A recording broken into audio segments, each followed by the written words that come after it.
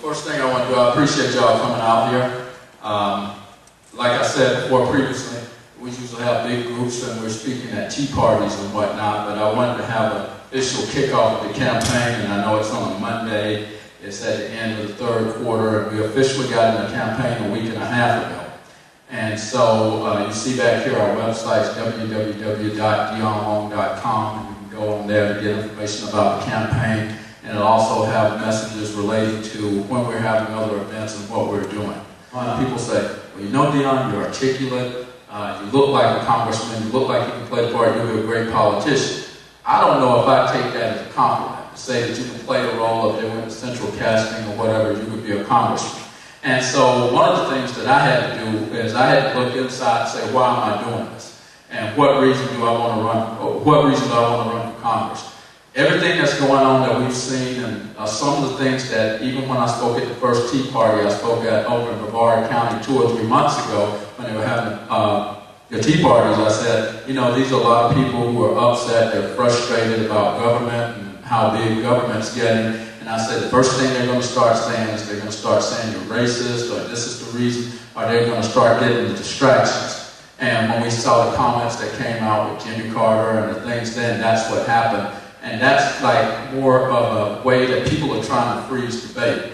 But one of the things I want to do is, what I want to do, and I kind of looked this word up in the dictionary, and it's a word called devolution. And that's giving power back to local government, or giving power back, or giving things revert back to the people. The only reason I'm running, I don't want to be a part of what's going on in Washington. And it's just like my dad said, my dad's a Baptist preacher, and he said, well, son, you can be in the world, but not of the world. So I got to go up to Washington and not get affected by the corruption and all of the, I'm so important that's going up there. And so one of the things I want to go, and the main purpose I'm going up there for, what I want to go to Washington to do, is give power back to the people. And I know that's easier said than done, and a lot of people will say that. 2 of my opponents have even come up and they've said, one said, well, Washington's not listening to the people. Well, we know that. Another one says that, oh, I'm going to bring fiscal responsibility back to Washington. Okay, we know that, but what specific goals are you going to have? If you look at President Obama, I think one of the issues, or one of the things that he's dealing with, is you can get people up and cheering, and you can be charismatic, and, you know, develop a cult of personality and say, hey, we can do great things, we're Americans, we're getting ready to go over the hill, and this is what we're going to accomplish. But if you don't define it, everybody kind of fills in the blank as to what they think change is. And then when it happens, then people are like, well, that's not the change I wanted. You can even look at it in his governing policy when he says health care. We don't know what President Obama's definition of health care or health care reform is, because there are 4 or 5 different bills. He hasn't selected which one he has. He hasn't said whether there's going to be a public option or not. And so that's part of the problem. So one of the things that I think that you have to do if you're going to run is you have to be true to yourself, and you have to make proposals as to what you want to do.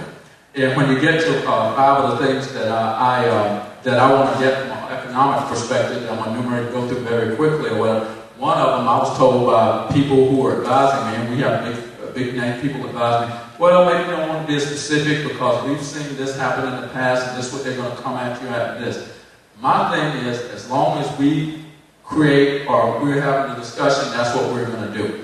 And I don't know what the political bent of everybody is here, but I know that everybody kind of knows what my political perspective is, and that I'm for smaller government.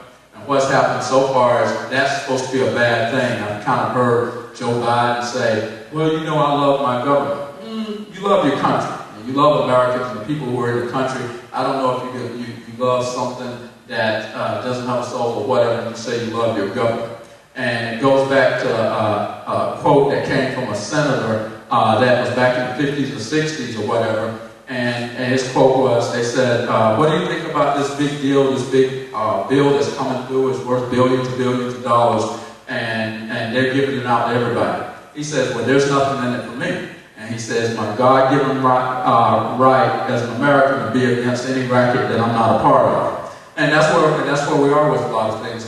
When you see big bills like the agricultural bill and all this, they give enough, or if you even look at the stimulus, they give things to everybody so everybody can get on board or whatever, and it has nothing to do with where America is going and what it's going to do.